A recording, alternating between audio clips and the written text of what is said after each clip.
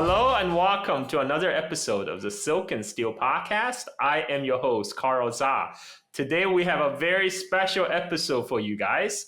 I have the returning guest, Mr. Xiangyu, who I did the Taiwan history series together.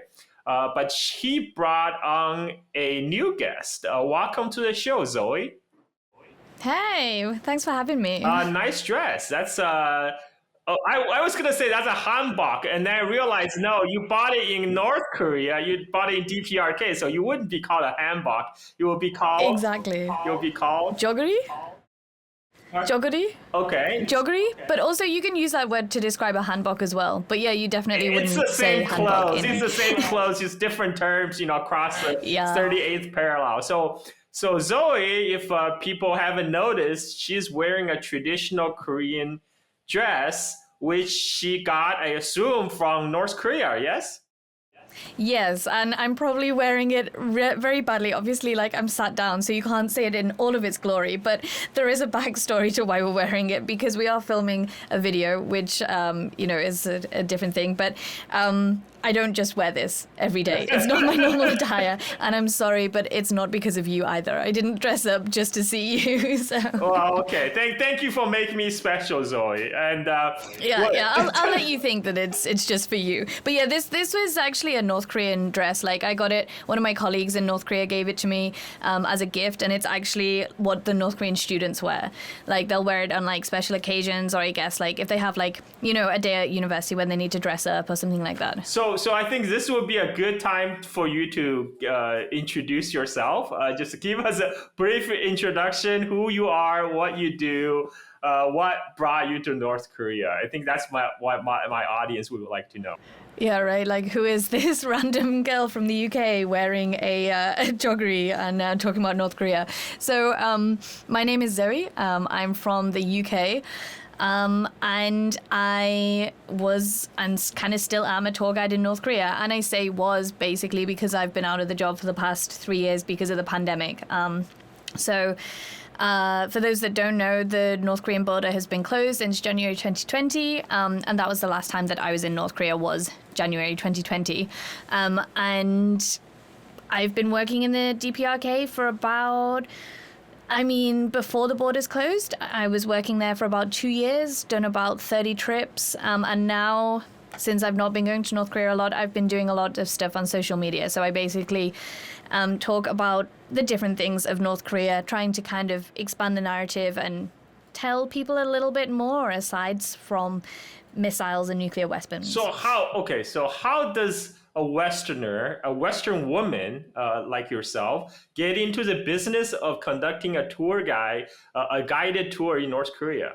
And by the way, this guided tour, you are now working for DPRK government, right? This is your own business, correct? Yeah. I think that's really good to distinguish as well, because a lot of people think that I work for the DPRK government, I work for North Korea, right? But actually how it works is, in order to go to North Korea on a North Korea tour, you basically have a Western tour company, or a tour company outside of North Korea that put you in touch with the tour company in North Korea. Because unless you kind of have connections in North Korea, there's no way to kind of contact North Korea. You can't just kind of pick up the phone. And if you look at any of their tourism websites, actually they have emails and phone numbers, but I doubt that you'd get a response. I don't know, have you ever tried that? I haven't, but I've gotten emails from people who have and want to help with that. And I'm just no, forget it. Yeah, they're never going to reply to just a random person. You just have to work with the government there. While as a foreigner, that's just the way business are conducted. But how did you get into that business? This is what I'm curious about. It's a good question. Do you want the long answer or the short answer? Short answer, she's MI6. I wish. You know what? The amount of times people say that, and I'm I wish I was that cool. Honestly, I wish I was that cool. I'll try and keep it interesting and short. So basically, I was living in Japan, and during that time, it was around 2015, and in Europe, we were having a few terrorist attacks. There was a terrorist attack in the UK and also Paris, and basically the UK was on high terror alert. So all of my Japanese friends, whenever I'd meet Japanese people or whatever, I'd explain to them, hey, I'm from the UK. And they would all say to me the same answer. They would all say, wow, so cool, the UK, I really want to go, but it's too dangerous at the moment. And I was like, I'd just come from the UK. And like, despite what the media, kind of says, I felt very, very safe in the UK. And so this got me thinking, like, why are these Japanese people saying that? And I realized, oh, okay, it's because of how the media is portraying things. And then that got me thinking. I went home that night and I was like, okay, what's a country that I am really scared to go to that I think is crazy? I want to challenge my own perceptions, my own like kind of misconceptions on things. And I thought, okay, North Korea is pretty crazy. And I literally typed it into Google, can you travel to North Korea? Apparently you can. I did some research. I contacted two tour companies. And then in the end, I ended up going. It was great. I literally remember looking at my tour guide, my like Western tour guide, because once you go to North Korea, you actually have like the Western tour guide from the Western tour company, and then you have the North Korean tour guides, right? We'll talk about that more in a bit. But I remember looking at the Western tour guide and thinking like, hey, that's totally something I could do, like I am good with people, I'm chatty. Sorry, I'll be talking a lot on this podcast. I can tell. I like travel, stuff like that. So I thought, hey, that's something I could do. But to be honest, I didn't think much of it. I then went back to the UK to finish my degree. And it was during that time that I saw an advert on Facebook for that same company. And so I applied, got it, and then, basically started working in North Korea. So you took the plunge. You went to North Korea yourself. How did that match your expectation? Like how, you must have a preconception what a North Korea is before you went to DPRK. And how did that match, how did your actual tour match your previous expectations? nice hat, Xiangyu. I should have brought mine. I don't think it matches with your outfit. Yeah, that's true. That's very true. I would have worn this even worse than I am right now. That is basically the reason why I wanted to work in North Korea, to be honest, because it didn't match what I thought of at all. And like, I totally can remember how I felt when I first went to North Korea. I don't know if it was the same for you, Xiangyu, but like, I like, to be honest, I was like, I don't even know if I'll be able to go. Like, it's just that whole, am I really going to North Korea? Like, I couldn't quite believe it. And I didn't want to tell my friends and family until I crossed the border and it was true. Because the whole time I was thinking, like, am I actually going to be able to go to North Korea? Like, this is crazy. But then when you get there, you kind of feel a bit underwhelmed in a good way. And I kind of describe it as pleasantly underwhelming. Like, people ask me, how is it to visit North Korea? And I'm literally like, yeah, it's pleasantly underwhelming. Like, it's not... It's just another crazy country with people in it. Yeah. And people are trying to live their normal lives. Exactly, yeah. And so that's something that I decided that I really wanted to show other people, was that actually there are people living in North Korea and they are, their lives are not all surrounded by politics and missiles and stuff every day. Like, they have their own culture, and it's really interesting, and the media doesn't speak about that at all. Yeah. Yeah. Xiangyu, you want to chip in? You're just looking... Yeah, how did you feel? Look like you want to add something. Oh, I was just listening. Yeah, I mean, I pretty much knew what I expected because I watched a lot of videos from other tourists, so I guess I had the spoilers. But I was pleasantly surprised at how hospitable a lot of the local people were. Because, I've been to South Korea, and I figured, well, they're the same culture, they're the same people. But I guess in South Korea, the culture is a lot more like hustle bustle and like, you know what it is, like, like one of those like big city type cultures. Yeah. So it's there. I mean, it's you go there. There are similarities, but it's also different. South Korea is a lot more commercialized. I mean, it's more integrated into the global capitalistic system. So yeah, it's what you expect. But North Korea, most of the time we're just being fed basically propaganda by the media because, like what you said, Zoe, about people, your different expectation of North Korea before you visit. Reminds me of that scene in Bridget Jones' Diary, and she was comparing one of her suitor, boyfriend, whatever. Says, "You're terrible. You're like Saddam Hussein." And when I was watching that movie, I was like, that line is out of nowhere. I mean, this was around the time of Iraq War, right? Which was not very popular, and by like this, why? Like, how does this love triangle in urban Britain has anything to do with like Saddam Hussein in Iraq? I felt like the director just decided to inject that line right there because that was a time for Iraq war and they're drumming up domestic support for it. And it was just so like out of the place. So this is what I was thinking about when I was thinking about kind of the media constant manipulation of our of our views of the rest of the world, depending on who is the current political enemy is. So yeah. So I mean, like. So true. I mean, I kind of expect. I have not been to North Korea myself, but I knew a lot of information coming out of mainstream media is propaganda, but I was still surprised to hear firsthand experience you and Xiangyu, the people who actually went, and to find it's just a country of people of people trying to live their lives, trying to get best out of their life. So how did you go about starting your own business in organizing this? So I don't have my own business in terms of checking on the cold noodles. Okay, thanks Xiangyu for interruption. He'll be back. So I don't have my own business. So I work for Choreo Tours at the moment, and the company that I went with originally was YPT, and then I changed companies. So Choreo Tours is like the company that's worked there the longest. They're actually as old as me. They've been in the country working there for 30 years this year, so that gives away my age as well. And they do a lot of like cultural engagement and stuff. Like, it's not just tours. They do a lot of they make documentaries there. They make really cool films there and stuff.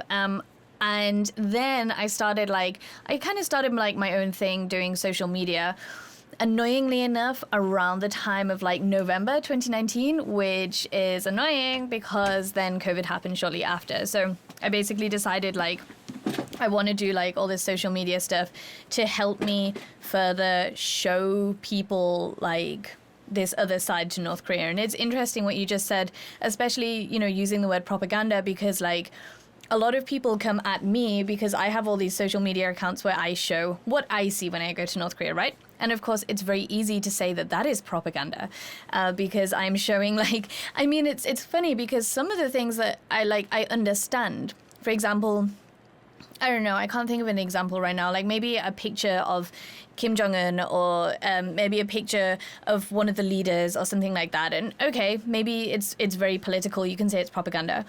Or a picture of, a really nice, a mass dance or something like that. But what really is, it doesn't really matter what information you are presenting. It's people are trying to find anything that will affirm their own beliefs. This right now, we have been in the West, we have been so washed by propaganda that people are forming their identity around what they receive, from the received wisdom. And when you challenge that, when you challenge their long-held beliefs, which is formed by media, they get defensive, and then they lash out. And that, I think that's what is happening, because what you presented is totally different from what people are used to in mainstream media, and they see something different. They say, "Oh, okay, you must be doing propaganda, because this is not what we used to see, and we don't trust you because you're just this one girl,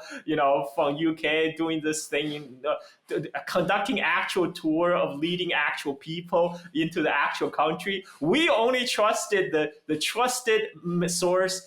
BBC, Washington Post, New York Times, etc. I think that's what's going on.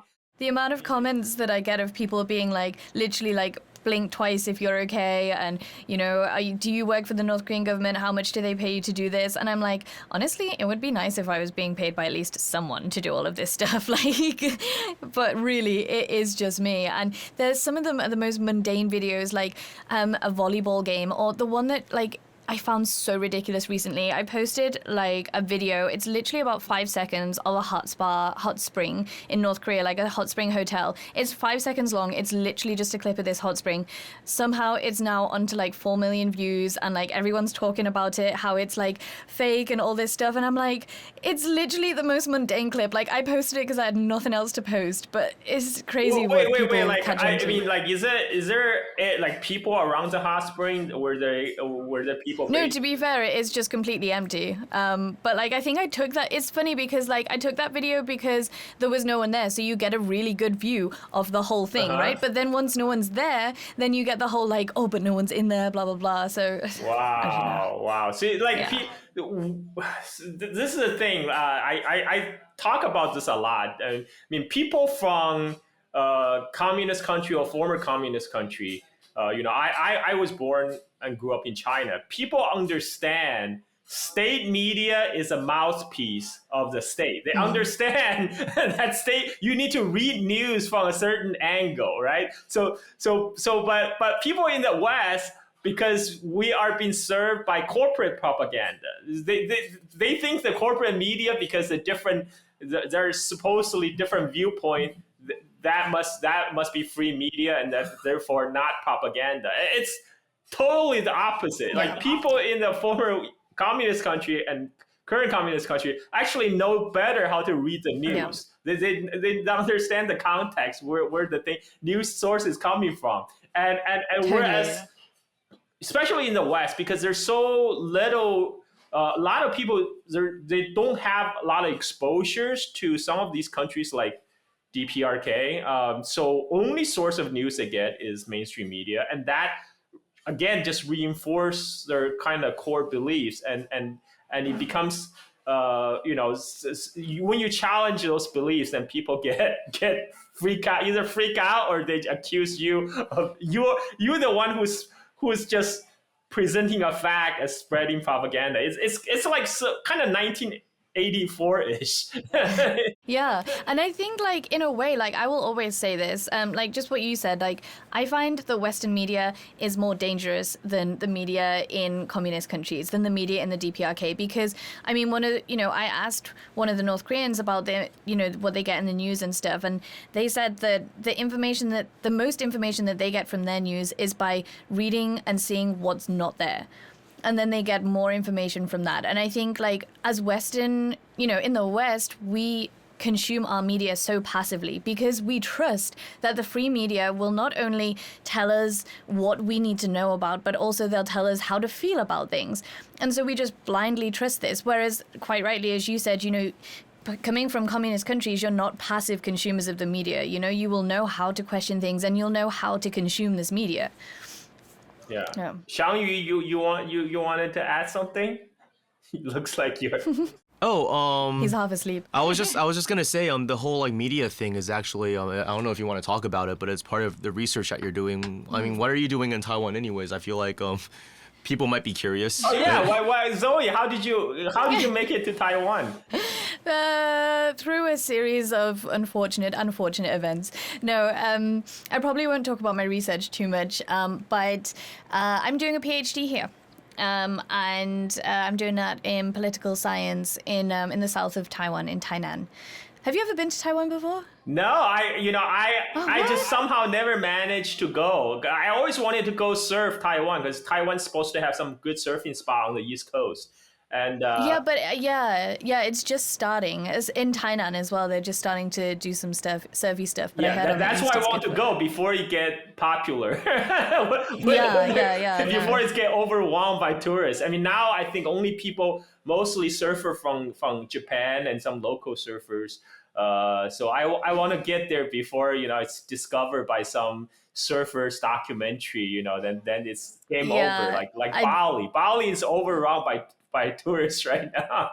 I did see some Aussie surfers when I was up in Taipei last time. There were some Aussie surfers on their way to the east, so word might have got out already. And, you know, this podcast, I'm sure it will let all of those surfer fans that you have out there. I can imagine there's lots of them. I'm going to cut this part out.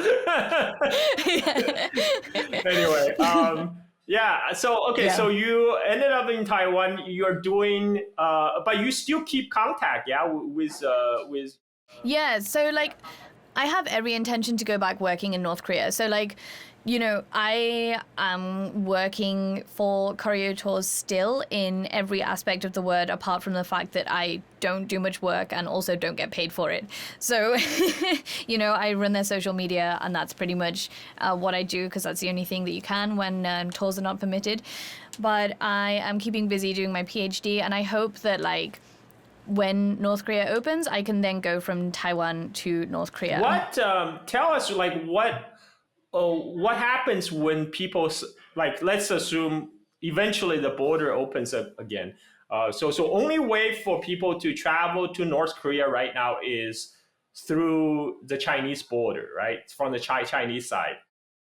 Yeah, there is actually another border in Russia, and you can actually travel from Russia to North Korea. And then also previously there has been like other international flights. Like, it's not just airports in China that you can fly from. Previously there was flights from like other countries, Vietnam, Malaysia, stuff like that. But generally speaking, yeah, that's how you get to North Korea. From either Beijing or Dandong or some other Chinese border, you can either fly in or you get the plane in. Yeah, and easy. so but you definitely can't cross from the south. Just walk us through, like, if say I'm signing up for your tour, you know, what's the itinerary is like?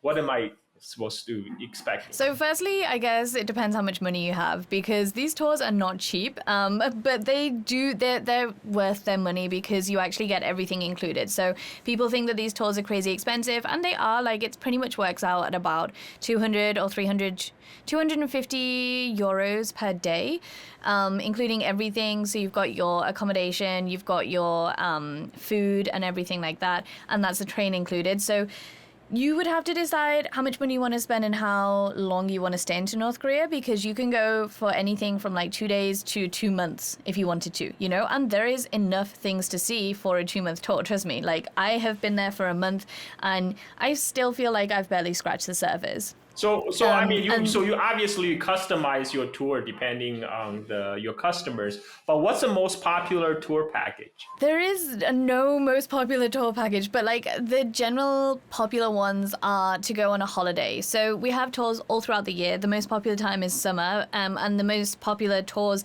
in this time are around like the holiday tours. So whenever it's a national holiday in North Korea, for example, Kim Jong-il's birthday, President Kim Il-sung's birthday, they have big holiday times. When is in Kim Jong-il's North birthday? Korea. Which month? It just happened just like 2-3 days ago. Yeah. February 16th. Yeah, February 16th. See, so I don't work for the DPRK, you know. That's why I don't know Kim Jong-il. I had to ask. Okay. What to expect if people go on Kim Jong-il's birthday? Oh, it's so much fun. Like, I really recommend the holiday tours because they're the easiest tours for people to be like, oh, okay, yeah, like, it's not all fake. Because on holiday days in North Korea, everyone is out chilling. They're in the park. They're getting drunk. They invite you to get drunk with them, dancing in the park, having karaoke. They have special events like mass dancing. They have the Kim Jong-il. Wait. So you obviously have got drunk in North Korea. So many times. Okay, what is that like? What the kind of the drinking environment in North Korea? Please enlighten us. It's so funny again because like this is just one of those things that like because it's North Korea, people presume it will be so different. But like getting drunk in North Korea is just like any other country. But North Korea is not a good country to get absolutely steaming drunk in because you do have to be careful about what you're saying and stuff like that. So I wouldn't recommend people to get very, very drunk. But saying that, the guides love to get drunk with you. They love to have a beer with you of an evening. Actually, I tell people that that's the best way that you can kind of get to know North Korea. Is by, after the tour has finished for the day, then you spend your time in the bar drinking with the guides and just enjoying time and everyone loosens up. And yeah, I mean, actually, we're currently drinking some Korean alcohol, some makgeolli. You can find makgeolli everywhere. So is that how you met Xiangyu? You guys drank together in North Korea? Well, what happened? Actually, we have a better story. We have a better story. We were in North Korea at the same time once, so we didn't know each other then. We were both in the same stadium as Kim Jong-un on National Day in 2018. Oh, wow. So the first time we hung out in person, like one-on-one, was in Tainan. And we were drinking. And we were drinking. And I was like, this is the first time we've been in the same building without Kim Jong-un. It's quite the story. Well, how do you like Taiwan, Zoe? How long have you been in Taiwan? I love Taiwan. I've been here for 4 months now, 5 months maybe. I only got here last year in like September, October time. And I love it. Like for me, because I spent the past 3 years basically waiting to get back into China. Long story short, I was outside of China when COVID happened, and then I got locked out of China. I literally, like, just in September 2022, I got all of my stuff back. Like, you know, over almost 3 years later, I got all of my stuff back. I got it shipped from Beijing to Taiwan.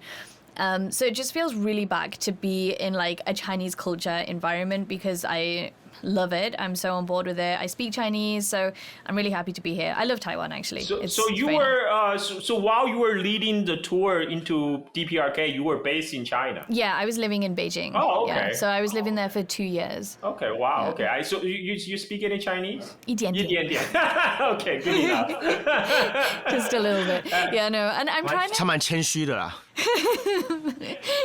I'm trying to learn Taiwanese whilst I'm here as well, because, like, to be honest, like, my Chinese is okay. Like, I feel like I don't really need to study it too much anymore. Like, I can have basic conversations. So, but I'm trying to learn Taiwanese whilst I'm here, especially in Tainan in the south. They speak it a lot more. So. Yeah, but you can get by with your level of Chinese right now. Yeah, I mean, my classes are in Chinese too, so. Okay. It should be pretty good. Okay, so what? Just you know what? This is a open platform. You can talk about whatever you want to talk about. You don't have to wait for me to prompt you. You know, because I there might be something I don't even know about. You know, I for me, North Korea is still a little bit of blank. I just know what. Mainstream media has told us about North Korea is probably all bullshit, and because I know people who personally went to North Korea, like you and Xiangyu, and you guys all brought out like a whole different perspective.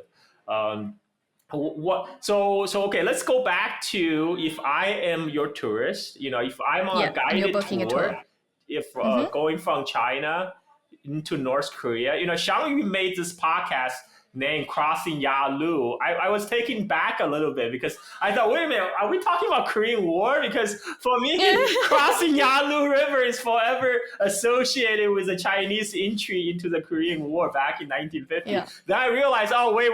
Actually, for your tour into North Korea, you literally have to cross the Yalu River. That's what you do. So you are taking the train, right? Yeah, that's the most common way, actually, is to go from Dandong and then cross the Yalu into Sinuiju in North Korea. And that's literally like just a 10-minute, it's not even 10-minute journey, like just a 5-minute crossing. But you can actually fly as well directly from a few places in China. You can go from Shenyang or Shanghai or Beijing into Pyongyang.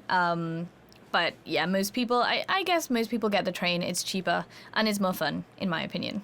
If you like spending 24 hours on it. I love trains. Like, because you spend, like, you are spending your time with a lot of people in this enclosed space, and you really form sort of camaraderie with your fellow inmates on the train. Yeah. And a lot of the time, like, the people don't realize a lot of the passengers are North Koreans. And I think, like, that's, like, the first time that, like, barriers are broken, because, like, people look at these North Koreans and they're almost like, oh my gosh, you know, like, can I touch it? You know, like this thing that's like, and I'm like, you know, it's a real person. You can speak to them, like you can act normal around them. Like, don't worry. Like, one of the biggest questions I get is like, how do I talk to the North Koreans? And I'm like, just like a normal person. Like, you know, we have some topics that we like ban, like they're not banned, but like recommend stay away from. I mean, you're not allowed to talk about religion, and stay away from like the leaders' private lives, just because the guides don't know much about them. It's not like in the US where you have this big White House and stuff like that. Like it's not publicized where Kim Jong-un lives, for example.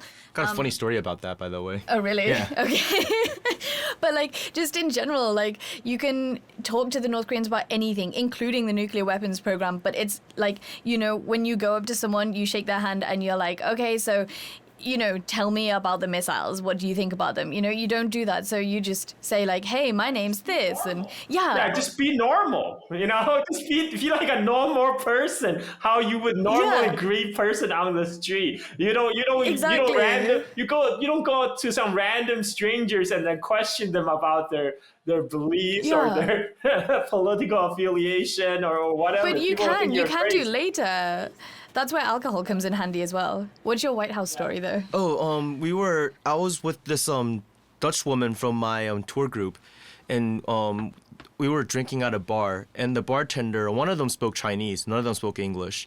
So the Dutch woman started asking a bunch of questions, like, you know, personal life, this, that, just making conversation. And then she got curious and she asked some questions about Kim Jong-un. Like, oh, where does he live? Blah, blah. And she was like, I don't know, he lives somewhere in Pyongyang. And then she started asking things like, well, does he speak English? And then the lady at the bartender was like, I don't know, why would I know that? So then I said, well, I guess she assumes that because there was that clip of him walking down that path in Singapore with Donald Trump without translators, and they seemed to be talking. And then she thought for a second, and then she said, 我们敬爱的最高领导者金正恩同志什么都厉害。 Okay, do a quick English translation for my Anglo audience, please. Our respected supreme leader, Comrade Kim Jong-un, is good at everything. Good answer. Yeah. Okay, so obviously your tour provide a translator, right? So that can help you translate. No, because the Koreans speak amazing English. So like the company that we speak with, that we do business with, they have about like 100 or 200 guides, and it depends what your tour group is, as to what language they're speaking. So I think they have about 80 Chinese-speaking guides, about like 70 English-speaking guides. Then they also have Russian, French, tons of languages. Obviously, the less popular the language, the less people there are. But in general, like a group tour will be held in English, and then if you want a private tour and you're from France, you can request French speakers, but their English, considering like that they've probably never been abroad, that they hardly, they're receiving education that's, probably resembles something from the 1980s, and, all their textbooks and stuff like that are probably very outdated. Considering that, their education is incredible and they speak incredible English. Like, you can see some YouTube videos where, like, they have such British English accents. They put me to shame for my British accent. Like, they sound more British than I do. Yeah, you should tell your MI6 handlers we're falling behind. Done. I think what Carl meant was like with these tour guides. I guess he meant translators. I guess he meant those guides. So like, can you like talk to locals with like your tour guides serving as translators? You can do, yeah. So like, you can use your guides as translators, of course. But also you have to kind of remember that a lot of the time, people are busy and stuff like that, and the tour is really, really fast paced and you're going kind of everywhere. So if you want to speak to the local people, it's not as if it's banned, but also like, again, this is just something I say to people all the time is like, don't expect, like, it's not banned for the local people to speak to you, and it's not, you can chat to them, but like, don't expect that they want to. Like, they might be busy, they might not like speaking to strangers, and you are literally like a random white person in their country or whatever. They may have never seen a foreigner before. Don't expect that they want to speak to you, but of course, like in shops and stuff like that, the guides will help you with translations, and yeah. So your role is basically a chaperone. Yeah, I say it's more of like a facilitator and like someone who kind of bridges the gap between two different cultures. So like when I'm there, I don't go around being like, okay, this is the Juche Tower. It was built in blah, blah, blah, and has this number of stones, I can do all of that if people want me to. Like if someone comes up to me and asks me a question, I'll be like, oh yeah, it's that. But my main role is to basically be this bridge of this bridge between two vastly different cultures, and that would be North Korea and the outside world, right? Because there's a lot of things that, there's a lot of misunderstandings that can happen. And also, if people don't feel comfortable asking the North Koreans something, or if they're worried that they've done something wrong, then they can come to me instead. But yeah, because I mean, one of the biggest things one of the like stories that I say about the cultural differences and stuff, and how like something that you just don't understand, something so little that you might not think of, can be such a big cultural difference. Like there was one time where one of the North Koreans said something that really left an impression on me, and that's when we go to North Korea, right? We have tourist buses. And they are there basically to take us around the city or take us around the country. You spend a lot of time in that tourist bus, you really do. And people really, really love to walk, right? I mean, you can understand that. We love to walk around places when you go to a new country, right? And the tourists always love to walk around Pyongyang. But it's simply not possible because of time constraints. And also there are some places where you can't walk around, but mainly time constraints and stuff like that. But the North Koreans will get really offended by this and be like, we have provided this amazing service for you. The bus has air conditioning or heating, depending on the time of year. It has petrol, it functions. It's so comfortable. Like, why would you want to walk somewhere? And so there's just this massive, like, the two cultures just have this big misunderstanding. And all these undisciplined Westerners. Yeah. Right? But then one of the North Koreans, she came up to me, I like, just as I landed, and we were walking along the street, and she said to me, hey, Zoe, I finally understand why people like to walk in Pyongyang.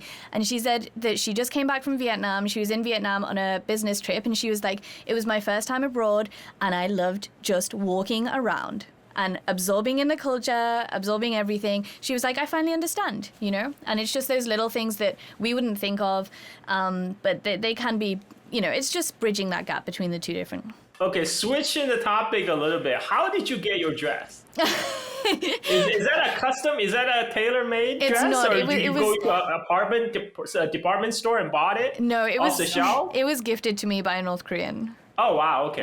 Yeah, so it's a special dress. It is, yeah. These are the ones that they wear at the university. So, yeah. But you say one of your tourist person would like to get a dress. Can they just go to a department store and buy it, or can they go to a tailor and have a tailor made? Yeah, and as Xiangyu is showing off his suit, you can actually get something like this tailor made in the Yanggakdo as well, on the 5th floor, which is indeed the forbidden floor in the Yanggakdo, but it's the only reason. Xiangyu, do the model walk for us. Yeah. Yes, model walk to your seat. You should have done a spin around. I did when I got up to leave. Is your jacket tailor made, Xiangyu? It is not. It is a cheap one I got at the market at Rawson. Oh, it could be. I mean, it could be. You should have just said it was tailor made. It fits you pretty well. Yeah. It's not. Edit that out. It's tailor made. Looks great. No, and this one you can't actually buy. So this one, like I said, it's like a it's like a uniform, right? So I also probably wouldn't. I've worn this in North Korea actually, but you can get. You can buy these dresses. Yeah, you can buy joggeries, and they're very expensive. They're about 200 euros or something. So have you outside of our interview, have you wore this dress outside of North Korea? I genuinely have not, I put it on because, like I said, all of my stuff from Beijing was stuck in Beijing for the past 3 years. So I put this on when I first got back all of my stuff back in October last year. But apart from that, this has just been in my suitcase. So last time let me put in my marketing blurb right here. Very first time. Yeah, you can Zoe have that. Put on her Korean dress. Straight from North Korea. Yeah, and on the show, Silk and Steel podcast, folks. The last time I wore this was at the top of Mount Pekju, which we figured out before. So there you go. It's a pretty cool moment wearing that. Well, very cold actually. People wear this normally on holidays, right? Like they don't. Yeah, it's not a normal thing that you go around every day. You got your badge on. It's not an everyday dress. Yeah. Okay. Yeah. Yeah. But yours could be every day, right? Xiangyu, your jacket looks like it could be wore every day. Yeah. A lot of you see like some factory workers just walking around Yeah. dressed like this. Kim Jong-il wore one pretty often, but his has like pockets over here. That's what yeah, you get yeah. for that extra tailor-made cash. Yeah. These are called 야전복 or 野战服. Ah, okay. Okay. Did you pick up some Korean words while you were there, Zoe? Yeah, I try and study Korean. I used to get told that my Korean accent sounded really North Korean because the two languages, obviously it's the same language, but there are different dialects now. And yeah, whenever I learned Korean outside of North Korea, I would get told that my accent does sound quite North Korean. But now I think it's probably more South Korean. Can you say a couple words for us, like a greeting? 안녕하세요. Oh, see, you wouldn't say anything with 하세요 or something in North Korea because it's all very polite. It's 안녕하십니까? Like always the 입니다, okay. 입니까 I did kind of not thing. know that. I mean, but the fact that you are in Taiwan wearing the traditional dress from North all Korea very reminds me of this one forum where a bunch of U.S. senators will have a teleconference with quote unquote so-called president of Taiwan, Tsai Ing-wen, and the U.S. not U.S. senator, sorry, U.S.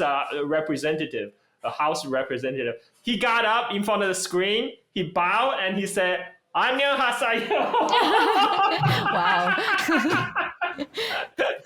So for people who don't understand, 안녕하세요 is Korean, right? Yes. Tsai Ing-wen, the leader of Taiwan, obviously is not Korean, but here we are at a formal diplomatic event. This is the level of the U.S. engagement with the world. But anyway, Honestly, us British are the same. I feel like we could easily do something like that. So and that reminds me, wasn't there an American president that said something about ich bin ein Berliner, and he said that he's like a donut in that's so he was trying to say, I really can't remember which US president this was, but he was trying to say like, I am a person from Berlin, and he was like, Kennedy. yeah, but he actually said like, I'm a donut. Ich bin Berliner. Yeah, it actually means I'm a donut. So there we go. Never mind. Well, he did end up with a Yeah. hole like a donut. Never mind.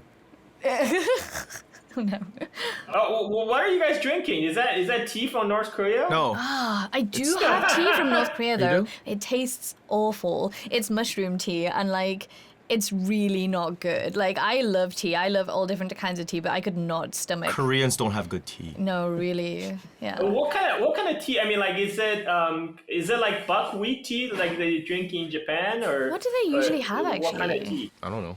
Yeah, it's a good question because they do offer tea a lot of the time, but not so much as in China and Taiwan. I guess they do have like barley tea. Yeah. But that's not actual tea. That's Yeah. just a barley drink. Well, I mean, that's understandable because tea is originally a much southern thing. Yeah. Like even in China, the tea drinking started in the south. And a Northerners lot of drink the tea- baijiu.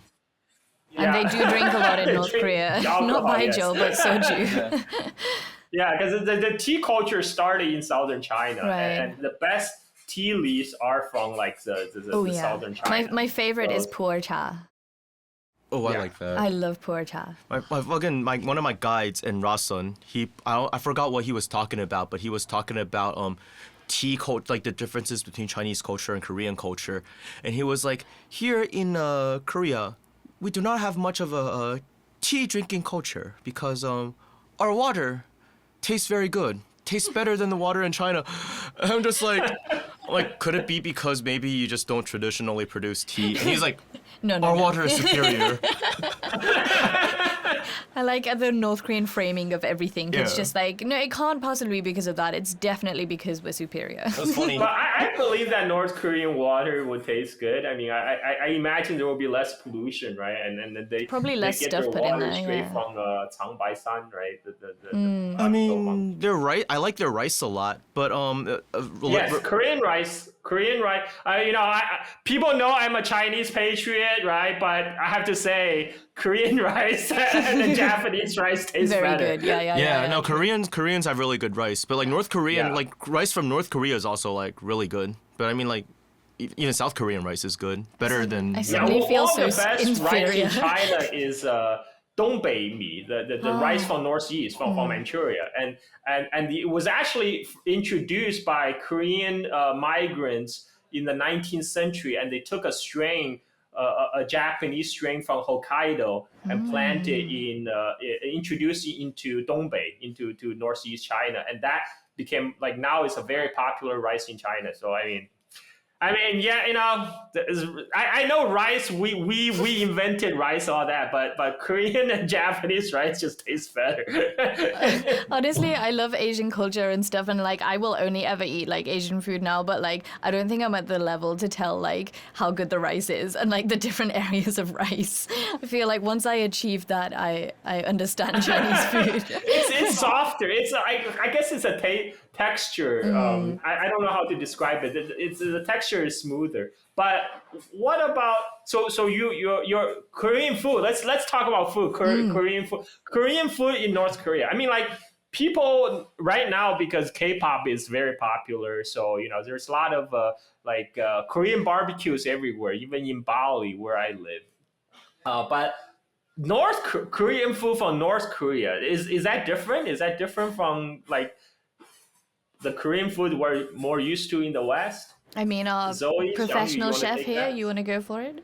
You've been in North Korea like 30 times, so you'd have a better idea. Okay, you know more about food, but I will say one thing is that generally it's like similar to the language. It's still Korean, right? And similar to a lot of things about the culture, it's still Korean food, but things have developed differently. So one interesting thing you'll find is that a lot of the restaurants in North Korea are quite Chinese orientated. And I think that's because they have a lot of Chinese tourists. And so the dishes have kind of become more Chinese style a little bit. They obviously don't have as much Western influence, although you can find pizza restaurants, burger joints, sushi restaurants, stuff like that. You can find them in North Korea.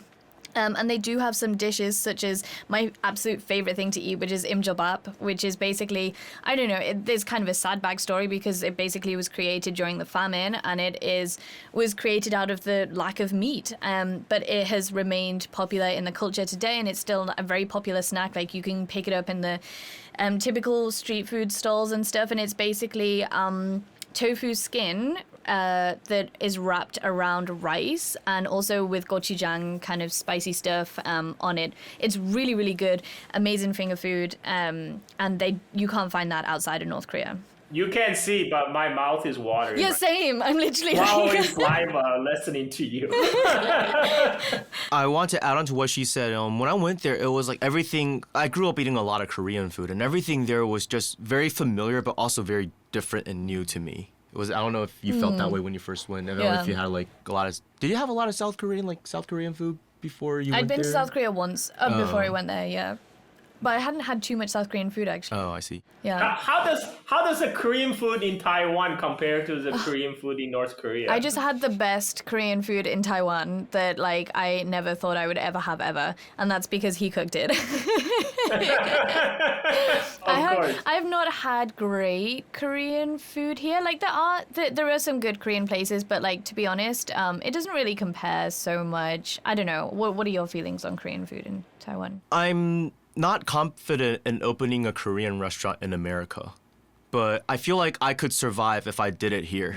Wait, why? What's the difference? Why?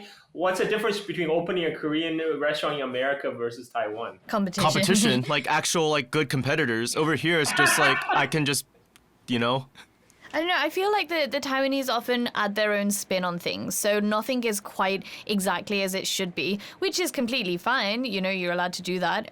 But for me as well, food is kind of just a little bit too sweet here in general, especially I live in Tainan in the south. It's generally sweeter, and I prefer like dongbei cai from the northeast of China. I'm more of a sweet, like savory and salty kind of gal instead of sweet. But one thing I will say about Korean food that is noticeably different in the north and south, and I'm talking geographically speaking now, not country divisions, but on the Korean peninsula, generally, the further north you go, the spicier it is, and the further south you go, the sweeter it is. And I think that's found everywhere in a lot of countries. Like the further north you are, it's colder, you need spicy stuff, and then south is sweet. I thought you were going somewhere else with the further north you go, but... but in China, though, I'm from southwest China. I'm from Sichuan. I didn't know that actually. Nobody, you can eat nobody spicy in China food. can compete with us. I mean, maybe the people from Hunan who is next door, like we're in the southwest. That's where it's at. If you want spicy food. Yeah. You know what's funny though? One of my uncles, he used to work on the mainland, and he's Taiwanese, and he was once on a trip with one guy from Sichuan and a guy from Hunan, and both of them were arguing over who could eat more spicy, and both of them lost to my uncle. Wow, that's surprising. The Hunan food can be very spicy, but I feel like they're just spicy. Like Sichuan food for me has a little bit more variation on the theme, because we add the Sichuan pepper, which is the peppercorn. The numbing. Yeah, I really like that. And to be honest, I don't find I can cope with that. It's not spicy. The numbing spice that's from Sichuan, it's just not a fire kind of spicy. It's good. My mouth is watering again. This is not good. And my mouth is watering again. I'm thinking about mala tofu. I have. That's why I love living in Indonesia, because Indonesian food is very spicy. But unfortunately, since I got COVID, I don't know, something changed with my taste. I'm less able to handle spice right now than I was before, a year ago. Oh no! Now every time after a meal, because our food is still very spicy, I have to have ice cream to cool down. Wait, so you can't eat spicy anymore? Can you make the 吱吱吱 sounds now? No. Oh, okay. So you're still a Southwesterner. Yeah. Yeah. Okay. Anything else I missed? Zoe? I don't know what else is on there. Yeah, I want to go through the questions that my followers have for her. That I sent. Yes. Yeah, let's go through that. I think some of them have already been covered, but lot of interesting conversation topics. A lot of stuff people might want to. So yeah, I think a good one is she kind of briefly described how to book a tour, but with 3 questions, but how want to go through the step by step, it's only 2 or 3 steps, fill out a form. Yeah, it's actually super simple. Most people are how do I get the North Korean visa? Is it really, really difficult? And again, I'll always say the same thing. It's actually harder to get the Chinese visa because you do actually need to get a Chinese visa in order to go to North Korea, because you do have to go through China. And you can actually sometimes get the transit visa, but I won't talk about that now. It's a bit complicated. But either way, you'll need some form of documentation to get into China, and it has to be double entry because you want to be able to get out of North Korea as well. So you basically find a tour that you want on the tour company website. If I can name drop Koryo Tours, you just go to koryogroup.com and you'll see tons of tours, and you basically find a tour that works for you in terms of price, in terms of length of time, and in terms of where it's going to go in the country, because it's not just Pyongyang you can go to. You can spend, like I said, up to a couple of months traveling the whole country. So you want to see where that tour is going to, because the group tours are rigidly planned to go to certain places. Whether you want to spend more time in Pyongyang, more time, you can take an internal flight, go to the northeast, go to Mount Paekdu, go down to the south to Kumgangsan, right on the kind of near the South Korean border. You can do hiking, go to the DMZ, stuff like this. So then you want to pick that. You basically fill in a form. It goes to the Western Tour Company. They help you do everything. In that form, you will fill out all your visa documents. So then the Western Tour Company, they sort out your visa for you. It's actually super, super easy. You don't need to give in your passport, anything like that. You pay, and then that's it, So basically, you are just responsible for getting a Chinese visa and then bring money. We don't do the Chinese visas at all. Right, so right. Yeah, exactly.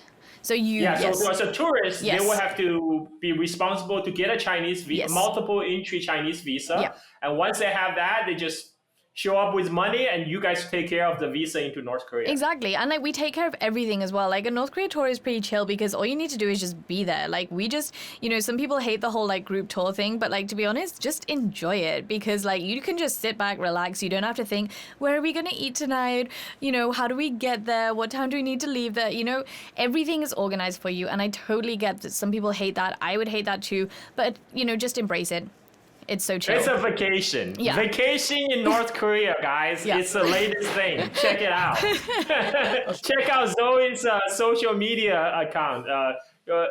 you want to introduce that at the end, or you just want to introduce that right now? I can introduce it right now whilst we're in context, I guess. Yeah, like I have, I'm on Instagram, Facebook, TikTok on @ZoeDiscoversNK. And you can also find me on YouTube on @ZoeDiscovers. So what kind of stuff do you show on your YouTube channel? On my YouTube channel, so I was recording some vlogs and stuff in there, but like I said, like I only had 2 trips before COVID hit. So I did some like really cool vlogs, all including the North Koreans, where I show skiing in North Korea. I asked the North Koreans their New Year's resolutions, stuff like that. Like I wanted to do way more stuff involving the North Koreans themselves. But since COVID happened, I'm basically just using old footage where I show various areas in North Korea, different things that you can do, and then just also like FAQs and stuff like that, like answering people's questions, how much does it cost, how can you travel there, basically just everything that I'm going through today as well. And go on. Recently I'm doing stuff on Taiwan as well.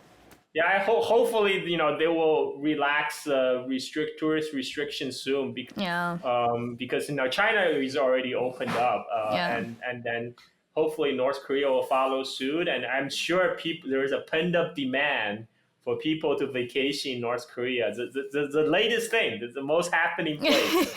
I mean, like, go check it out. You say that, but like, I mean, I think the biggest value that you get from a North Korean tour is getting to know the country. But it's so true that like, actually, you know what? There is like proper vacation spots. There are beaches that you can like get a suntan on and play in the water.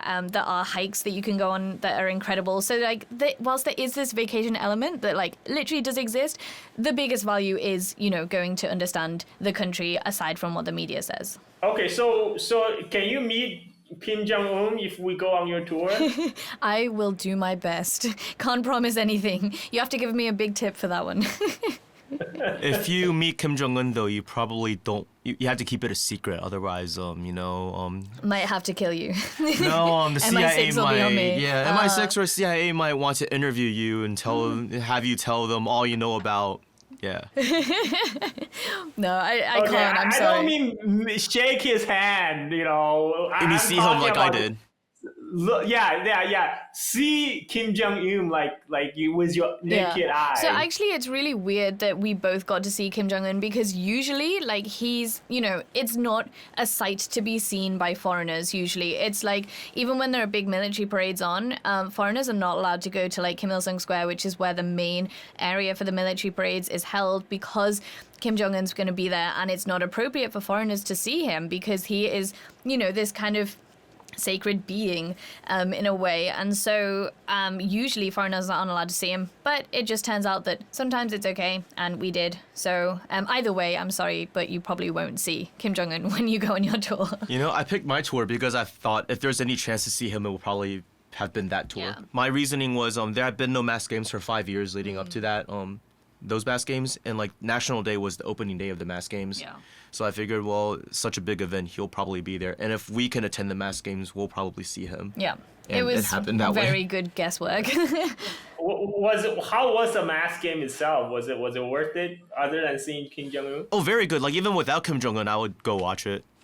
It's like very What is it? What is the mass game? The biggest human performance in the world. You will have seen it. China had it.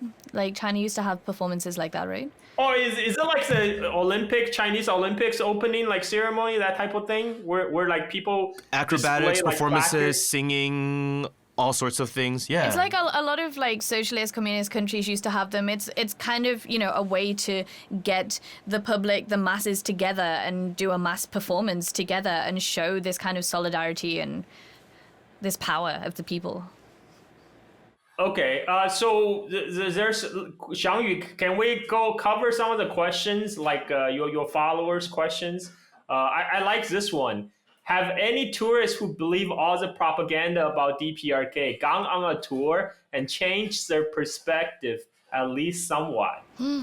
Or do people usually go there to reinforce their existing beliefs? So, wait, do they mean believe all the propaganda about the DPRK as in they're pro-DPRK or anti-DPRK? Either, I guess, but mostly anti. Okay. So in terms of pro DPRK people that are like, like all the DPRK propaganda, I would say I've never experienced anyone going against what they think, but I also think that that's probably because I'm not saying that like what they think is true. I'm saying that like they probably have their own opinions set in their mindset, and even if I'm talking about like average Westerners. Okay. The tour. Yeah. Everyone changes their opinion. Everyone. There are a couple of people that genuinely, I think everyone changes their opinion at least in some way, but there are a couple of people, and I will say generally it's on tours that only last for like 2 or 3 days. The shorter you are in the tour, the more likely it is for people to still go out and be like, yeah, but it's all fake, right? And I think why did you pay money to see that? That's the thing. That's what I'll always say. I'm like, honestly, you really wasted your time and money if that's your takeaway. It's sad for me because I feel like kind of offended on behalf of the North Koreans. And I just think it's such a shame. But there's like a couple of people like that. But I would say generally everyone changes their mindset. Like I think there's always an asshole no matter where you go. But it's like not even like during the tour or at the end of the tour. It's like literally right at the start of the tour. I think most preconceptions are just shattered. Like when people walk out of the train station and they don't see what they're expecting to see, they just see normal life going on in front of them and they don't matter. And they realize, okay, this isn't a show for me. Like no one cares that I'm here. No one's looking at me. No one is putting on a show for me. Okay.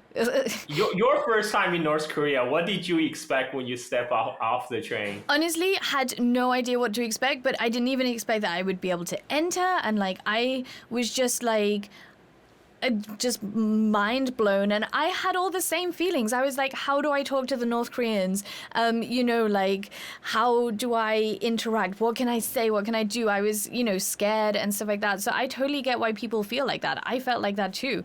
But, it's just a massive shame that we have these feelings on North Korea, to be honest. Yeah. And the North Korean tour guides that you work with, did any of them have any experience, outside of North Korea? Yeah, a few of them have lived abroad before. A few of them have been traveling before, mainly for either work or studying. But generally, like most of them have never been abroad before. Yeah, but some of them will have been. I think it's surprising for people to even hear that people in North Korea actually travel abroad and went back. That's the big difference. Yeah, I think most of them don't travel as like a holiday or a pastime. Like domestic travel is a thing. A lot of people like to go to Wonsan and Nampo, 2 places on the east and west coast. But generally, travel abroad is usually for things like studying, going to conferences, working. There has to kind of be a reason to go abroad. Okay, so a large number of my followers are actually North Americans. So how does the U.S. ban on travel to North Korea impact, what kind of impact does that have? Massive. And I think it's really important to realize that like sanctions and the travel ban and stuff like that, they impact like individual people. And I think it comes down to the fact that like you can say North Korea tourism is, it's unethical because it's supporting the regime, it's supporting the government and stuff like that. But at the end of the day, okay, you can give me that logic because everything is owned by the state in North Korea. But the tour companies that we work with, they work as normal tour companies, like they have their own expenses, they employ people, they, all the money that you pay into goes. That's very ironic because it's not North Korean government that's taking away your freedom to travel as Americans to North Korea. Sure. It's American government that's taking away your freedom. Yeah, true. 2 very different things. Yeah. So unfortunately, for me, I have a U.S. passport. That means I cannot go. Yeah. Yeah. I cannot go. Hopefully unless I have a fake marriage with Xiangyu and get a Taiwanese residence card. Hey, Taiwan is very progressive. You could totally do that. It's fine. Xiangyu, let's make it happen. You guys would make a cute couple. Single. I'm just imagining the back of my ID, like in the 配偶栏 saying like 杂合家. and I'm just kind of grossed out by it. I like the fact that you could imagine it, though. Yeah. You know, there's a bit of love there. Wait. On Taiwan ID, you had list the name of your spouse? Yeah, right? It's so weird, right? And your parents. So like they want to. Some people, activists, want to change it because like some kids, like who unfortunately don't know their dads. Like the dad, like the father space is like empty. So it's yeah, like you can see over. I always would find it weird that on Chinese IDs or Chinese health cards, it has like all of your health information on there, right? See over here, it says pale. Can you see it? I can't see anything, but that's fine. Okay, I believe you.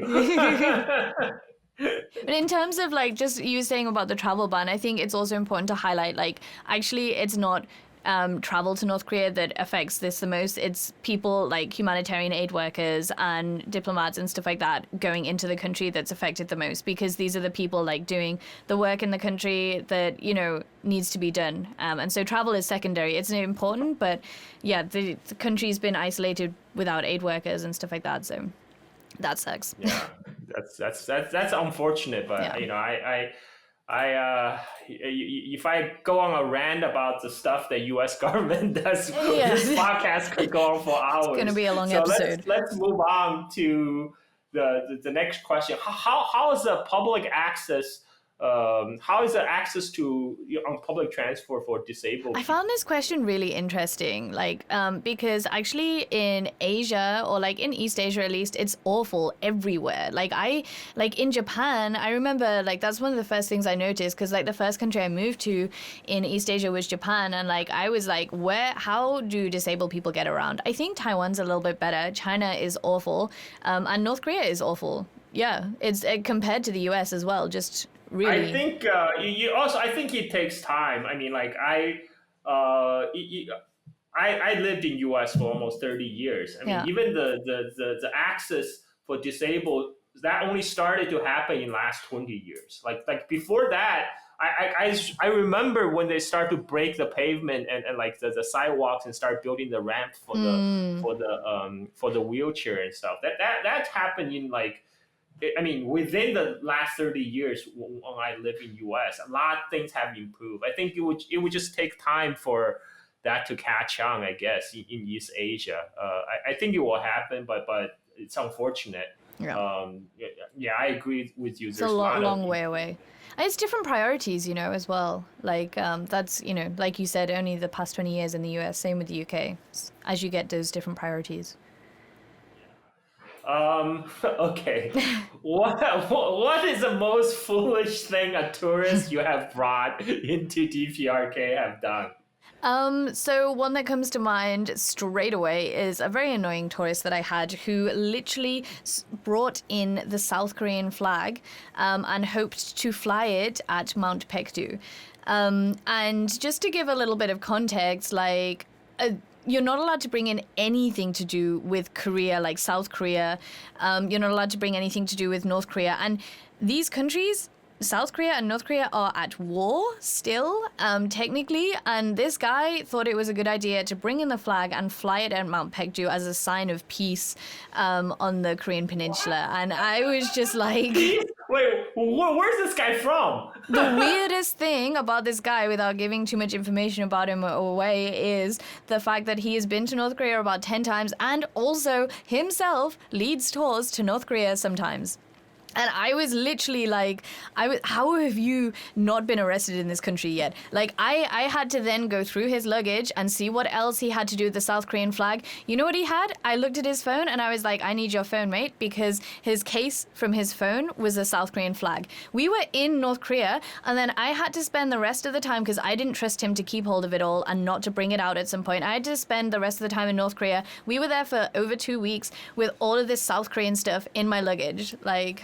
I think K-pop just degraded people's minds. Honestly, I couldn't believe it. K-pop has made people dumb. I blame on K-pop. Yeah. Sorry, K-pop fans.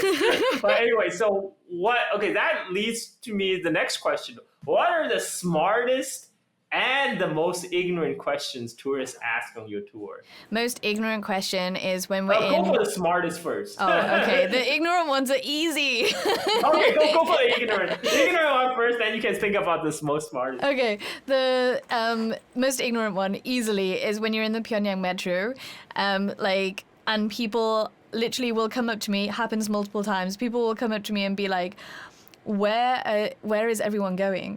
And I'm like, what? I don't know. I think it just stems from like the mystery that surrounds anything to do with North Korea. Is like, whoa, people are on the metro. Where are they going? You know, on the subway. Where are they? And I'm literally like, I don't know. Where do you go when you're on the subway? Do you go to a friend's house? Do you go to study? Stuff like that. It's for me, it's just such a dumb question. And in terms of the smartest one, I don't know. I might have to think. People don't ask a lot of smart questions. Okay, well, I think this is a reverse of that. You have one in mind? What's it? Dostoevsky said the happy family all the same. The unhappy ones are all different in their different way. All unhappy in their different ways. So okay. Anyway, so this is I'm not sure about the question actually itself. It says, are there things you think the tour groups? I guess he's talking about the people in your tour group should be more interested in than they are. Yeah, I think, and I am guilty of this as well, to be honest. Because the nature of the tour plan in North Korea is that you do visit a lot of monuments and a lot of museums and a lot of historical sites. I think most people, apart from the history buffs and the politic geeks and stuff like that, most people who travel to North Korea are doing so because it's North Korea, either because it's sensationalized or because they're interested in the country and in the people. And we visit some really, really interesting historic sites that have massive impacts, or really interesting sites, tombs of kings of, hundreds of years ago and stuff like that. And I think a lot of it goes over people's heads a lot of the time because it's just too much to take in, and also people are just more interested in what's going on around them than reading the explanations. But I think that's the same with everyone who travels anywhere.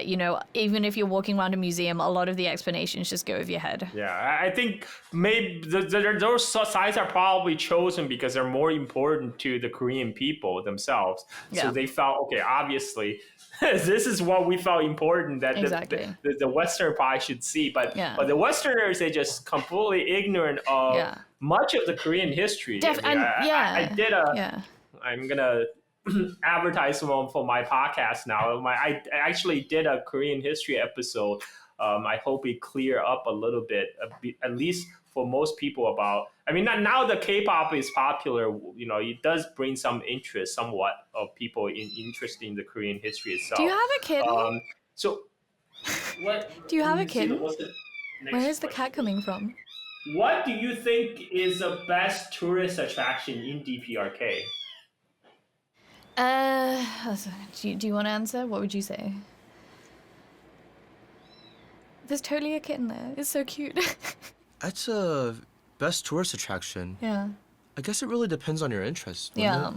I mean, for tourists, for not for Koreans. For yes, tourists. Kumsosan, Paris of the Sun, Mary. It's Solemn not, place for the Korean people. it's not a tourist attraction. I know it's not. It's not a tourist attraction. It's a very sacred place. No. I don't know. For me, I really like going to coffee shops and bars and stuff because that's the same in any country. That's what I love doing most. I love people watching and I love experiencing just the local life and stuff. Okay, so wait a minute. So there are coffee shop and bars in North Korea. Yeah. And as a Westerner, can you freely go into the coffee shop and bars? Yeah.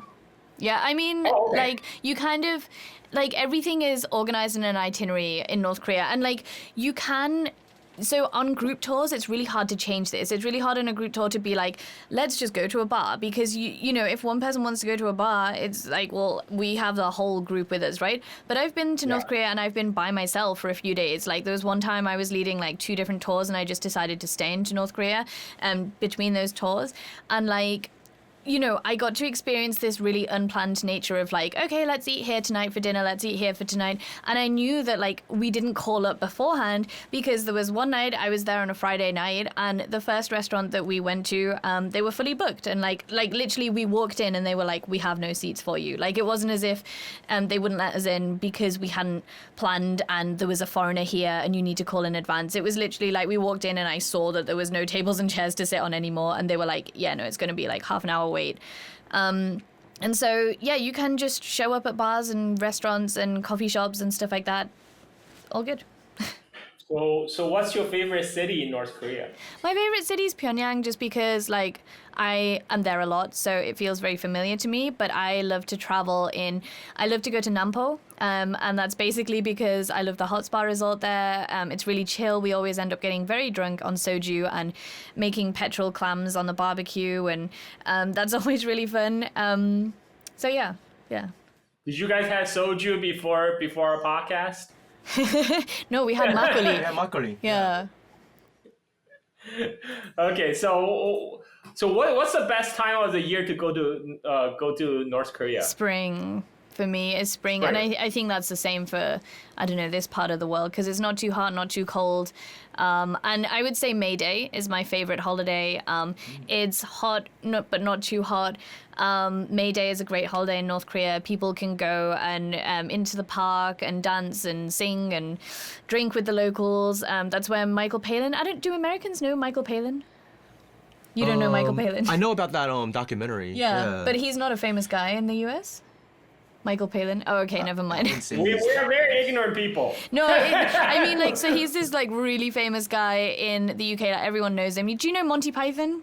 Yeah. Okay, Yes, he's the guy know from Monty Monty Python. Okay, that's Michael Palin. And he went to North Korea. They made a documentary. That was Koryo Tours took him and made a documentary, and he went for May Day. So, yeah, it's a really cool documentary. Did Dennis Rodman go for you I guys? love Monty No, he Python. went I through, just don't know Michael all the actors' names. Yeah, but I watch all the Monty Python movies. Well, then you know him. Yeah. Okay. Yeah. Okay. I'll look it up on Wikipedia to match the name with the face. Yeah. And okay, so what have you taken overseas Koreans? Yes. Okay, what was the reaction? How did?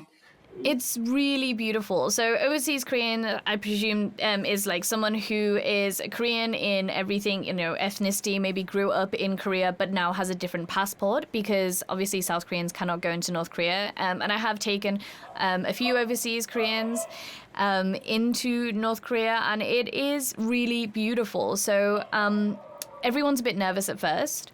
The Koreans are really nervous. Oops, I accidentally muted you because I want to mute myself, but I muted you. It's okay, we Because my recorded dog over is here. barking, and We're recording as well.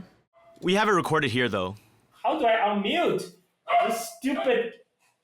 I should have the power to unmute. Oh, okay, I unmuted you. Sorry, I mute myself. Go ahead, Zoe. Go ahead. So, yeah, I've taken a few in before. It's always really beautiful, actually, to be honest. Everyone's very nervous at first. The Koreans are really nervous at first. They literally say to me, like, should I not speak in Korean? You know, should I not let them know? And I'm like, they've seen all your details. Like, they know they have your passport. Like, you know, so they're nervous at first. And also, I kind of brief them, like, by the way, they speak a little bit different in the North. Maybe you want to be a bit more polite when you speak. And the North Koreans also a little bit nervous at first. Maybe they don't want to really speak in Korean to them. But then, honestly, by the end of the tour, they're sat at the back of the bus speaking in Korean the whole time. Like, they always become really good friends. Yeah, it's really beautiful to see, actually. That's awesome. Yeah. That's awesome. So in what about did you know what's the difference? Like, so you guys don't just take people to the cities, right? You also take people to see the countryside if they want to? Yeah, you can also like go to do a homestay. Oh, wow. Yeah, you can stay in really remote parts of the country. And a lot of people think there's only one hotel that you can stay in one city. There's literally there's probably hundreds of hotels, like including all of the really, really random ones that you can stay in. Wow. And so, okay, so what's the difference between the rural life and the urban life in North Korea? The same difference between like Taipei and Tainan, or like Beijing and like the urban life in China. It's honestly, it's the same in many countries. Even London compared to urban life, London compared to countryside in the UK, like you have massive difference in, in prosperity and stuff like that. You can really tell. It just feel like you're going back even more a few years time in the countryside. Wait, you went to the countryside a bit, didn't you? Where did you go? How did you feel? Well, we went by a collective farm on our way to somewhere near Wonsan, and we drove like through like some country areas, like when we were going from like the western part of the country to the east, and we had pit stops, and yeah, it's a pretty big difference. It's the levels of prosperity are pretty significant, and the way the people are too, because like in Pyongyang they've seen a lot of foreigners. Yeah. Oh so, yeah, true. Yeah. Yeah, so it's like you're taking pictures of a lot of like tourists are taking pictures of them, and they're just like whatever, they might be annoyed. But you go to the countryside, you'll find like sometimes a lot of the locals are taking pictures of you. Yeah. And the way people dress as well. Like Pyongyang is supposed to be like, this not model city in the sense that it's like a fake city, but I mean, it should be like the city. You have to be a certain class of people in order to live in Pyongyang, and therefore you should also uphold this in the way that you dress. And I remember we went to Wonsan one time, we went to Wonsan one time.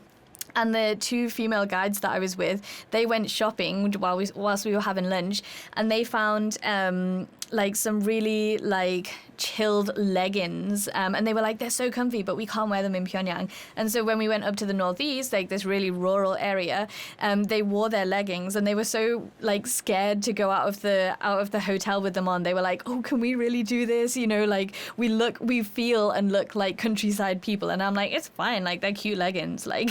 But in Pyongyang, the ladies are expected to dress like in high heels, in a skirt, looking nice, and that's a big difference that you see. Yeah, I think that's the same way in China, at least like back in like 70s, Right. Maybe even early 80s. Beijing was always Beijing's still a first-tier city, right? I mean, it's quite different when you go to deep rural areas in China. Yeah. Is there anything you guys like to add, Xiangyu, Zoe? I'm all good, I think. Is there any other questions you wanted to go through? Not too much that I can think of. There's one that I think we should ask is what was your most memorable work experience, and maybe also your most memorable tour group? I think I know the answer to this one. Yes, I like to hear that. So my most memorable tour group, actually, you probably don't know. It was my May Day tour group. I probably shouldn't have favorites, but shout out to It's my okay. We all have favorites, It's like children. You're not supposed to have favorite children, but we all do. It's okay. Honestly, I have to say, like, it's so funny because I have so much fun with every single tour group. Like, I really, really do. And so much fun to the fact that, like, every single tour group will always be like, I bet you that we're your favorite, right? Like, we've had so much fun. You can't have had this much fun with everyone else, right? Genuinely, everyone will be like, we're your favorites, right? And I'm like, yeah, sure. May Day 2019, because it was just a really nice group. Everyone was super sound. My guides were amazing. And it was the first time that I went to a lot of different locations. So that's why... that was amazing. And like everyone was just super nice in my group. And then my most memorable experience, which is probably the one that you were about to say, is when I was there for New Year's Eve 2019.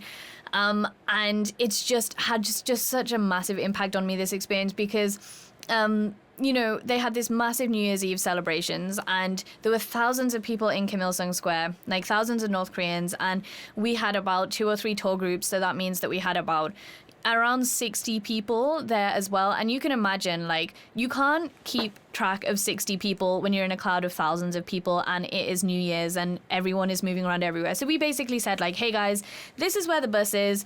You know, we're going to try and stick together. But anyway, we'll see you back at the buses at like 12:30 or 1 a.m. or something after everything's happened. And so, you know, everyone just kind of dispersed into the crowds to hang out with these North Koreans. And, like, I just had the most amazing experience. I was with one of my good colleagues, like Western colleague, and then another good North Korean colleague.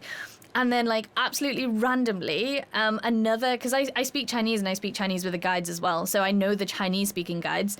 Absolutely randomly, one of the Chinese speaking guides managed to find us as well, who like wasn't on tour. Like they were just there as a, you know, just having fun. And then they saw us in the distance and came over. So that it was just amazing. We were dancing and we were just in front of some North Korean students as well, who are literally like, everyone had their smartphones out and like balloons and stuff. And like they were dancing to the music. The Moranbong band was playing. And then we formed this like circle with us all, like dancing in a circle with these North Korean students. And like for me, like literally for those like 20 minutes, I just thought like, oh, this could be anywhere in the world. You know, this is just a New Year's Eve celebration that could be anywhere in the world. It was just really good fun and it's just so human. That's amazing. Yeah. That's an amazing story. I mean, like, just even to hear I think a lot of people will be shocked to hear they let a bunch of Westerners loose on the New Year Eve in Pyongyang. Yeah. And I think it's in terms of that as well. Like, it's important to realize that, like, you know, you're always very safe in North Korea, and like our top priority is safety. And I think in terms of things like that, it's not something that we would do on the first night of a tour. You know, like this was like one of the final nights of the tour. You kind of trust everyone. You kind of, you know, there's that trust there between us and the tourists not to go off and do something silly. And I never would have allowed that if I thought that there was someone who was going to get up for trouble. You know, I kind of trusted everyone at that point. Yeah, that's amazing. Anything else you want to add, Zoe? No, I think I'm all good. This is a great hour and a half interview. Xiangyu, anything from you? Thank you for being the stoic translator sitting in on our interview. What translator? No, I'm the government minder. Yeah. He keeps kicking me every time I say something wrong. I've got like an electric shock tag on me, like. What to add? Oh, be sure to check out our cold noodle tutorial video on her channel. Yeah, that's why we're dressed like this. Yeah, that's why we're dressed like this. Yeah. Wait, did you already make the cold noodle? It's happening. The broth is cooking right now. That's why we asked them. We wanted to time this so we'd make the broth and then we come here while the broth is like cooking for like 2 hours. And then That's okay? It's supposed to boil for 2 hours? Yeah. Yeah. Oh, okay. Wow. I mean, my mouth is watering again. So I will put a link to the in the description below to your cold noodle tutorial video, and I hope next time when I go to Taiwan, you know, I can eat at your restaurant, Xiangyu. Yeah, right. I'm waiting for him to set it up as well. I'll have her work as one of those one of the servers who also sings songs to the customers. Yes. I'll be there. 여러분, 형제 여러분. Yeah. She'll be singing that. Awesome. Anything else you want to add, Xiangyu? Not that I can think of. Okay. Well, this is I consider this is an excellent interview. Just one more time, Zoe, can you tell people where they can find you and your work? Yeah, you can find me on YouTube, and you can see all those vlogs on @ZoeDiscovers or just Zoe Discovers. And then you can also find me on Instagram, TikTok, and Facebook on @ZoeDiscoversNK. Zoe Discover. Also your podcast. Okay, yeah, that's important too. Thank you for reminding me. I just started a podcast. So it's so nice to actually be like the guest this time, that I don't have to think of my own questions and things to talk about. But yeah, I just started a podcast called Discover North Korea. And you can find that on all the places that you get your podcasts. So yeah, Spotify, Apple, whatever. Just type in Discover North Korea and you'll find it. And there I discuss everything. Basically, all these topics that we discussed today, way more in detail, and all of the other fun stories from North Korea I have. And we also have an episode with Xiangyu as well. That's not out yet. I don't know which one will come out first, but yeah, we have a bit of a a good Is chat the about. no, cool code noodle going to be there? Is it going to be a clip of code noodle tutorial? Not in the podcast. We like. That's her YouTube channel. Yeah, that's my The YouTube. noodle has to be more visual. I understand. Yeah. Okay. Okay. Well, I will have description in the description. I will list it everything, the links to everything you do. Beautiful. So people can find you. Thank you for making the time Thanks from for your having busy us. noodle making schedule to talk to us, Zoe and Xiangyu. And then she's going back to Tainan tonight, so we gotta make sure the noodles are finished in time. Yeah. Oh yeah. On a You strict better schedule. get on that. So thank you very much, guys. And thank you, my audience, for sticking with us. Hopefully, this sparks some interest in you to maybe explore North Korea. And if you do, check out Zoe's links. Thanks, guys. Awesome. Thank you. Bye-bye. Thanks for having us on.